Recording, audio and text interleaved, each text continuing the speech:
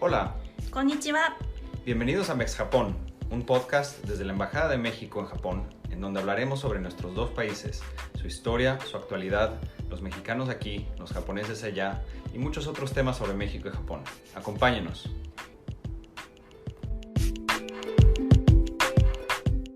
Hola, bienvenidos a otro episodio de Mex Japón, el podcast desde la Embajada de México en Japón. Yo soy Valeria Solís, encargada de Diplomacia Cultural y Deportiva. Gracias por escucharnos. El día de hoy estamos con Ricardo Arzate, quien es un director de orquesta y compositor mexicano radicado. Bienvenido, Ricardo. Muchas gracias por este espacio. Ricardo tiene una amplia trayectoria internacional en su formación musical que en unos momentos nos platicará a detalle. Inició sus estudios musicales en el Conservatorio del Estado de México, graduándose en guitarra. En México realizó varios conciertos tanto de música clásica como de música popular latinoamericana. En 2011 obtuvo una beca internacional para realizar estudios de posgrado en el prestigioso Conservatorio de Milán, Italia, donde estudió composición musical y dirección de orquesta. Su destreza musical y logros lo han llevado a tener un número considerable de presentaciones escénicas en Europa y Japón, entre las que destacan sus direcciones orquestales en el famoso Festival Internacional de Música Mito de Milán, dirección orquestal de I Pomeriggi Musicali en la Sala Verdi de Milán, el Teatro San Babila y la Sala Puccini. En 2018 dirigió la Orquesta Nacional Húngara para una actuación televisada en Budapest. Tuvo su debut en el mundo de la ópera dirigiendo Don Pasquale en el nuevo Teatro Estatal de Turín. Cuéntanos, Ricardo, sobre tus experiencias profesionales y trayectoria. Muchísimas gracias. Pues para empezar,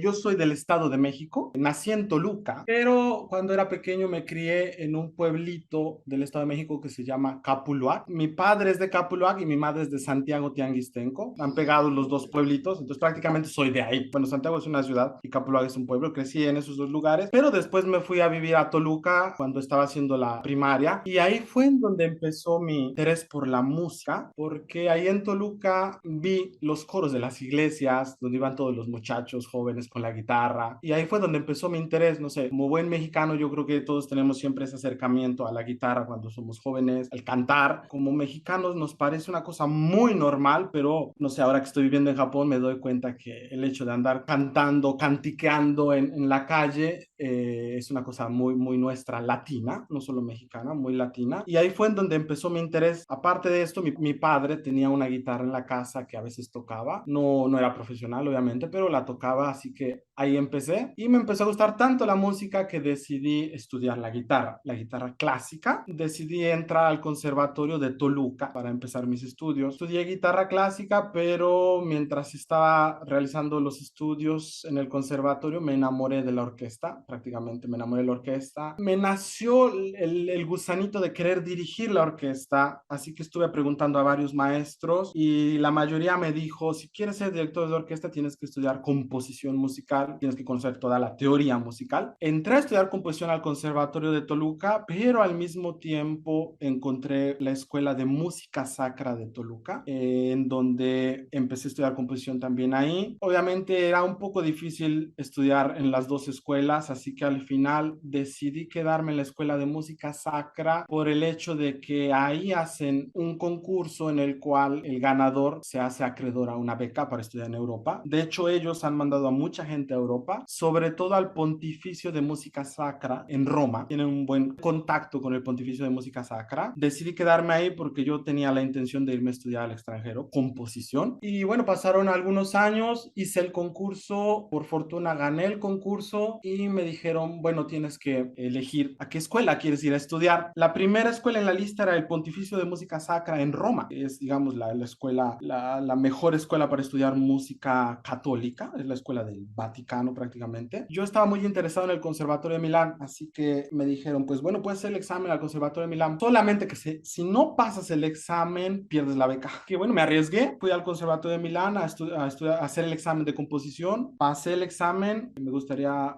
decir que son exámenes muy divertidos y pesados porque son varias horas encerrados escribiendo una pieza. Mi maestro decía, esto es como un método medieval, te encierran ahí 12 horas, te dan un pedacito de música, te encierran ahí, tienes que escribir la música. De hecho, antes, no me tocó a mí, pero dicen que antes hacían exámenes de más de 24 horas, 30 y tantas horas, les ponían ahí una camita en el salón, los encerraban y venía solamente el encargado, si tú tocabas el timbre para que te llevara te acompañaba hasta el baño y te regresaba al salón y te volvía a encerrar. Entonces, bueno, a mí no me tocaron esos métodos tan medievales, pero a mi maestro le llegaron a tocar cuando él estudió también en Italia. Bueno, fue un examen muy divertido, muy pesado, pero al final logré entrar al Conservatorio de Milán. Me quedé con la beca que me dio la diócesis de Toluca gracias a la Escuela de Música Sacra y después la complementé con la beca del gobierno del Estado de México. En ese entonces el gobernador del estado era Enrique Peña Nieto, a la beca que me dieron también en el Estado de México, que logré complementar las dos becas, la beca de la diócesis de Toluca y la beca del gobierno del estado. Y poco a poco en Italia, en Milán, que es la cuna de la ópera italiana, digamos, me fui enamorando de la ópera italiana y aún tenía el gusanito de dirigir la orquesta, así que decidí entrar de oyente a las clases de dirección de orquesta, sobre todo porque hacen dirección de ópera y dirección de orquesta, y ahí fue donde estuve de oyente, me fui metiendo a las clases hasta que decidí hacer el examen de admisión. Logré entrar al conservatorio. Este año fui el único aceptado para estudiar dirección de orquesta. Cada año hay 2 o 3 lugares para estudiar dirección de orquesta. Viene gente de todos lados, italianos, europeos, también viene gente de otros continentes a hacer el examen. La grande ventaja del Conservatorio de Milán es que te dejan estudiar, te dejan entrenarte con orquestas profesionales que paga el gobierno italiano. Nosotros tuvimos la fortuna de estudiar la orquesta Verdi, que es una de las mejores orquestas de Milán, y la orquesta I Pomeriggi Musicali, que es otra muy buena orquesta de Milán, y son orquestas pues de altísimo nivel que el conservatorio paga para que nos dejen estudiar, empezar a dirigir. Y bueno, gracias a esto, el hecho de que el Estado italiano paga las orquestas, mucha gente quiere entrar, mucha gente quiere tener esa oportunidad, pero hay pocos lugares porque se pagan horas orquesta y no le pueden pagar a mucha gente tantas horas orquesta. Yo lo comparo siempre con los pilotos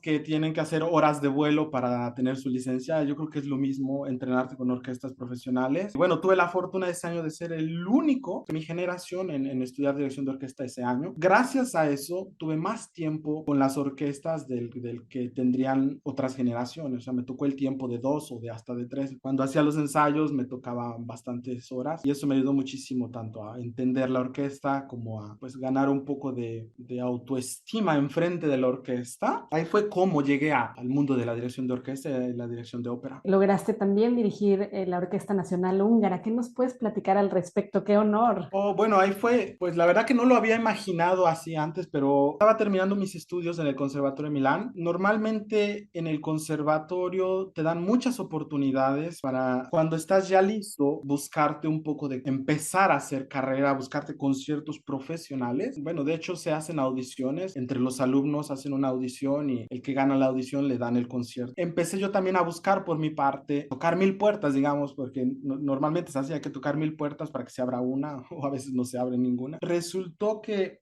en Budapest organizan un concurso muy importante para directores jóvenes. Normalmente hacen la selección por medio de videos y del currículum. Entonces yo tenía algunos buenos videos dirigiendo en conciertos profesionales gracias al conservatorio. Me eligieron para ser finalista. Entonces ya el hecho de ser finalista en este concurso te da la oportunidad de participar para hacerlo entender más fácil, sería como un reality show de la música clásica, digamos, va a la televisora y te entrevistan, pasas a participar. Es una grande producción en realidad que hacen con la Orquesta Nacional Húngara. Fue ahí en donde tuve la oportunidad de hacer ensayo y participar en la televisora con la Orquesta Nacional Húngara. Fue una experiencia muy buena. Debo decir que estaba bastante nervioso y en Italia hice algunas audiciones. Me eligieron para hacer óperas. Ahí fue cuando empecé a hacer, ya no solamente como estudiante, sino mi experiencia profesional en el mundo de la ópera. Fue mi debut en el mundo de la ópera. Pues de ahí seguí buscando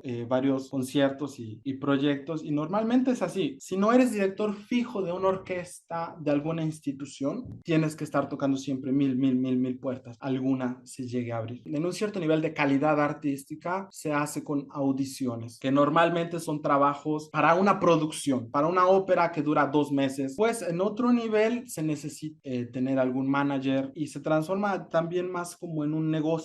Tienes tu manager, hacen publicidad, te mandan, digamos que ahí se necesita muchos contactos, pero así funciona. En Europa, en Japón, en México es diferente porque en México las orquestas pertenecen a instituciones, normalmente en la mayoría de los casos de gobierno, o sea, la orquesta del Estado de México, la orquesta del Estado la orquesta de la ciudad, la orquesta de la universidad, pertenecen a instituciones y normalmente que dependen de gobierno. Entonces ahí funciona de otra manera, es más también desgraciadamente, por contactos, que te inviten, que alguien te conozca, que alguien te quiera apoyar y así te invitan en México. Pero en Europa es más por audiciones y después de un cierto nivel más alto por negocio, digamos. Igual en Japón la música clásica es prácticamente del sector privado. Las orquestas que pertenecen a alguna institución son a empresas privadas. Por ejemplo, para mí una de las mejores orquestas de Japón que algún día me gustaría tener la oportunidad de dirigir, la NHK, pertenece a la televisora. Su mayoría de los casos, los músicos en Japón de música clásica, tienen que organizar los conciertos por el sector privado, rentar el teatro, pagar la renta del teatro, organizar, vender los boletos. Es muy diferente a México, que es la orquesta del estado que tiene los conciertos todos los viernes y entonces quien quiera venir puede venir. Muchas veces es gratis. Bueno, esa es una de las grandes diferencias de México y Japón, que en una parte me hace sentir muy feliz porque el gobierno mexicano invierte mucho en cultura. Eso me hace sentir muy feliz. No lo había visto así en realidad, siempre decía,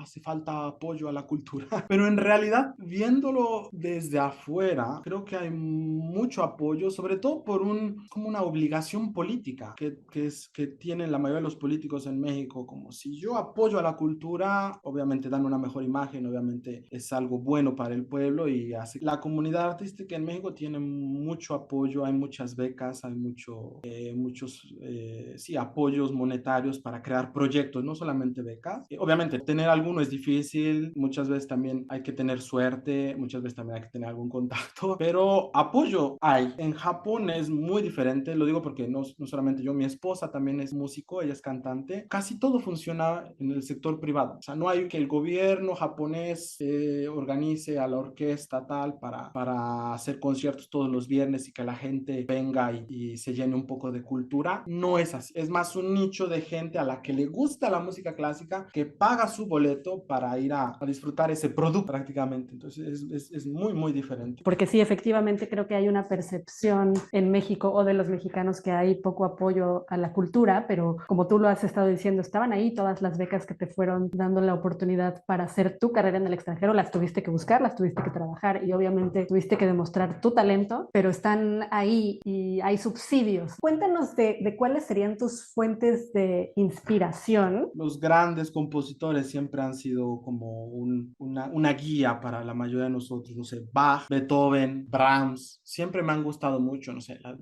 me gusta mucho la imagen de Beethoven, sobre todo porque su música es fantástica. Me parece que Beethoven es la imagen del artista que crea las cosas por ser él mismo, que no tiene una inspiración divina, no sé, por ejemplo, Mozart, pareciera que es muy fácil para Mozart escribir música, que le llega una inspiración divina de Dios o de los ángeles y escribía la música muy rápido y a veces dicen que no tenía ni siquiera que borrar, que le venía todo en la cabeza y escribía. Y su música es así. Pareciera que es música angelical en la mayoría de los casos. Pero Beethoven es más esa imagen del hombre, el hombre que tiene que luchar por llegar a crear. Tiene que borrar 1000 veces la partitura y romper la partitura y volverlas él por él mismo, con su propio poder humano. El talento sin trabajo no es nada. Ahora, como directores de orquesta, pues me gustan mucho, obviamente mexicanos, Eduardo Mata. Me gustaría llegar a ser como él.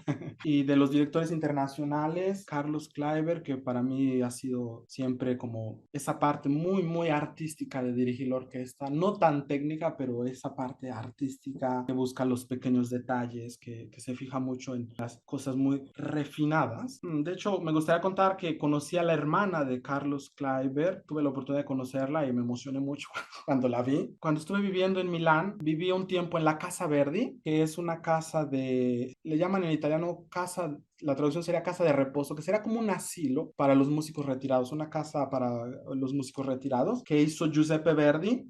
Prácticamente Verdi se hizo rico por las óperas que escribió, o sea, todas las regalías de las óperas. Se hizo muy rico y decidió ayudar a los músicos, porque él era rico, pero muchos músicos no lo son, así que decidió crear una casa para los músicos que se retiren, tengan un lugar en donde vivir, tengan digamos, una vejez. Creó esta casa, en esta casa dan la oportunidad no solo a los músicos retirados, sino también a algunos jóvenes de vivir ahí, con el objetivo de convivir con los músicos retirados. Digamos, es un proceso de retroalimentación, porque los músicos retirados profesionales profesionales le cuentan las historias y le transmiten y les comparten la experiencia a los músicos jóvenes. Y los músicos jóvenes llenan de vida la casa. Y ahí estaba la hermana de Carlos Kleiber, que para mí es uno de los mejores directores que ha existido en la historia. La primera vez que la vi sentí mucha emoción, me la acerqué a la mesa porque estaba en el mismo comedor, me la acerqué y le dije, yo creo que su hermano ha sido el mejor director que ha existido, en mi opinión, obviamente. Hay muchos que son igual de buenos, obviamente, pero yo me esperaba un gracias o algo así. Me dice, sí, sí, todo correcto. Esperaba un gracias por el halago, pero obviamente el hecho de haber vivido en esta casa me hizo compartir mucho con varios músicos que tuvieron muchas buenas experiencias. No sé, me sentaba al lado de un violista que había tocado en el Teatro de la Scala y había trabajado con Karajan, que es uno de los más grandes directores de orquesta. Y bueno, me llené mucho de estas historias, digamos. Y no solo eso, sino también de la tradición operística italiana, todos los pequeños secretitos que no te cuentan los libros, que solamente se pasan de boca a boca en los teatros. Igual me llené mucho de eso. Me gustaría también contar que mi esposa también estuvo viviendo ahí en la Casa Verdi. Acaba de publicar un libro con la editora Yamaha acerca de sus vivencias. Es un libro acerca de la Casa Verdi en japonés, de todas las vivencias de ahí. Igual salgo yo en las historias. Bueno, si por ahí algún japonés tiene interés en la ópera o en el hecho de saber cómo es un asilo para ancianos lleno de música, donde todos son artistas, músicos, igual bailarines, es muy divertido. Así que bueno, se los aconsejo mucho si hay por ahí algún japonés. Está todo en japonés. Me gustaría algún día hacer la traducción en español. Y supongo que esa es la razón por la que llegaste a Japón. ¿Te Sí, imaginabas alguna vez terminar en otra latitud completamente distinta? ¿Y qué retos y oportunidades has encontrado? jamás, jamás, cuando tomé el avión la primera vez desde Ciudad de México hacia Milán, jamás pasó por mi cabeza que primero ir a Japón y después quedarme a vivir a Japón, después hacer familia en Japón, porque ahora tengo un niño que ya tiene un año y un mes, mitad mexicano, mitad japonés. Tuvimos la oportunidad de vivir juntos en la Casa Verdi. Decidimos venirnos a Japón porque en algún momento en Europa pensamos en tener familia. Creemos aún los dos que es mejor estar en el país de uno de los dos para que el niño crezca con la cultura de uno de los dos, porque entonces decidimos, hay que ir a México o hay que ir a Japón. Pensamos mucho en México, de hecho estábamos a punto de irnos para México y decidimos irnos a Japón. Claro, siempre hay pros y contras. Para mí el mayor contra sería el idioma. Al inicio fue, así tengas mucha experiencia, así tengas muchos estudios, si no hablas el idioma no te puedes mover, puedes hacer nada, no puedes buscar un buen trabajo, no te puedes comunicar bien. Entonces ese fue el mayor. Yo entré con la visa de estudiante para estudiar japonés. Estuve un año y medio en la escuela de japonés y después me casé y cambié la visa. Pero después de Italia a Japón fue un cambio completamente, no a otro país, me sentí como si hubiera ido a otro planeta, como wow, completamente otra cultura. Hay muchas cosas muy positivas de Japón que me encantan, sobre todo la puntualidad, el orden, el hecho de que la mayoría de los japoneses respetan las reglas, pero el shock cultural fue la parte, como la mayoría de los latinos yo creo que lo sentirán, humana, como no simplemente el hecho de que, ay, no son tan gritones como nosotros los latinos, tan amigables, no te abrazan tanto, ¿no? Cuando un japonés se sorprende, físicamente también tiene otra manera de moverse. Entonces, a veces el lenguaje corporal no lo sabía leer aún. Cuando recién llegué fue como, ¿se sorprendió? ¿Se enojó? O no entiendo, aparte el idioma, obviamente, pero el lenguaje corporal es muy diferente. El lenguaje corporal del italiano es muy parecido al del mexicano, latinos. Esa aura del cuerpo, ese moverse, ese sorprenderse, levantando las cejas, moviendo el cuerpo, es muy latino. El japonés es diferente, es como encoger el cuerpo. Todo eso también al inicio fue un choque cultural muy fuerte, pero bueno, siempre estas cosas yo creo que son muy entretenidas, divertidas y sobre todo nutren mucho la manera de ver al mundo y de percibirse a sí mismo, porque me doy cuenta de qué cosas hago de verdad por mí, y qué cosas hago por cultura y qué cosas hago por costumbre. Como, esto no lo sabía y lo hago porque en México todos lo hacemos. Entonces fue un reencontrarme a mí mismo igual, pero fue un proceso gradual de México, Italia, Japón. También estuve 7 meses viviendo en Alemania. Después de que terminé mis estudios en Italia, quería aprender alemán porque es muy importante importante para un director de orquesta aprender alemán, sobre todo para entender bien la tradición sinfónica alemana. Tiene una relación muy fuerte con el idioma. La manera de crear la sintaxis de las frases del idioma es la misma en la música. Entonces decidí aprender alemán, me fui 7 meses, igual estuve ahí haciendo en ese tiempo clases particulares con algunos maestros directores alemanes. Pero bueno, el ser humano a todo se adapta, yo creo. Así que poco a poco ya me estoy adaptando. Obviamente aún no me siento completamente como pez en el agua, pero ya me siento bastante adaptado y estoy muy contento en Japón. Me gusta mucho la vida en Japón. En este momento de mi vida que busco más estabilidad, Japón es perfecto porque todo funciona, todo está más estable. Así que el lenguaje corporal, yo creo que sí, como usted lo dice, me empecé a interesar mucho por el lenguaje corporal gracias a que estudié dirección de orquesta. Obviamente dicen que los músicos tenemos una facilidad para aprender idiomas, no sé, por el oído, que está bastante entrenado, por no decir desarrollado, pero entrenado. Es lo mismo que comentaba antes, que primero fue un proceso gradual irme a Italia, después a Alemania, después a Japón. Lo mismo pasó con los idiomas. El italiano para mí fue mi segundo idioma. Entonces al inicio fue así. Pero para ese entonces ya leías partituras.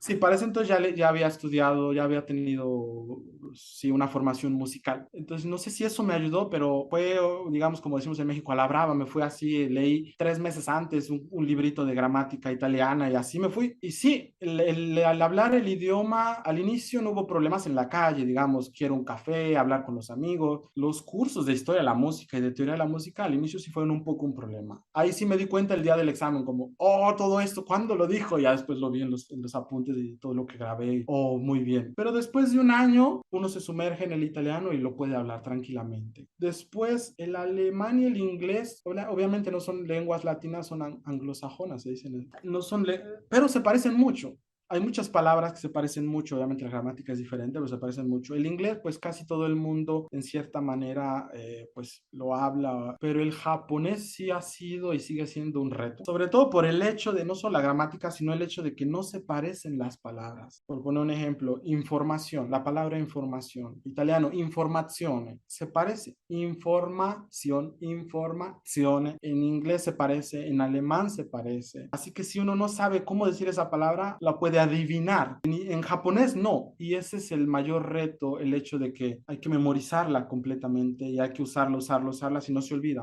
Aunque hoy me aprendo una palabra nueva, si no la uso en 3 días se me olvida. Yo creo que es eso, el hecho de que les gusta hacer las cosas perfectas, no bien, les gusta hacer las cosas impecables. Desde un cierto punto de vista pues sí, un poco bloquea el aprendizaje porque estudian mucho la gramática en la escuela. Cuando hablan quieren hacerlo perfecto, así que piensan mucho antes de decirlo. Una es por su carácter y otra es porque en japonés muchas veces si no está bien construida la frase gramaticalmente, cambia mucho el significado, pero se malentiende por el hecho de que no hay artículos, por el hecho de que no hay tantas conjugaciones en los verbos, que también eso les espanta mucho, los bloquea. Pero ahora el lenguaje corporal, sí, yo creo que fue gracias a la dirección de orquesta que me empecé a interesar mucho. La mayoría de los directores de orquesta japoneses tienen una técnica muy buena, muy trabajada, y la mayoría de los directores que conocí en Italia tienen una idea musical muy clara, pero no está tan trabajada la técnica. Como es más, desde la idea musical yo creo la técnica. En Japón es al contrario, se interesan tanto siempre en la salud, en tener el cuerpo relajado. Igual se ve en los directores de orquesta esa técnica de todo el cuerpo completamente relajado, solamente hacer lo que es necesario, no malgastar la energía, sino no tensar los músculos que no son necesarios, no usar partes del cuerpo que no son necesarias. Tiene una técnica perfecta, impecable. Y eso ahora me estoy dando cuenta, por ejemplo,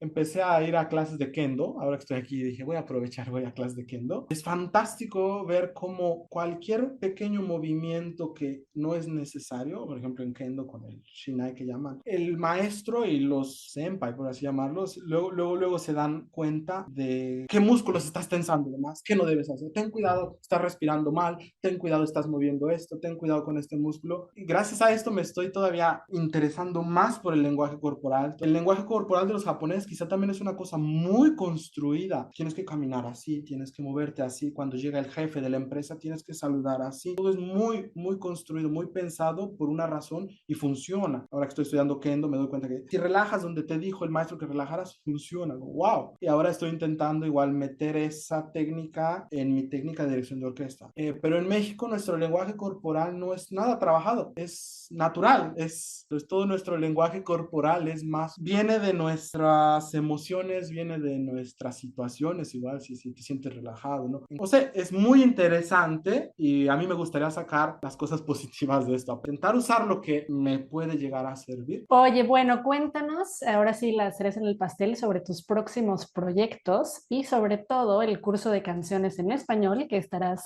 impartiendo próximamente. Ahora sí hay espacio para comercial.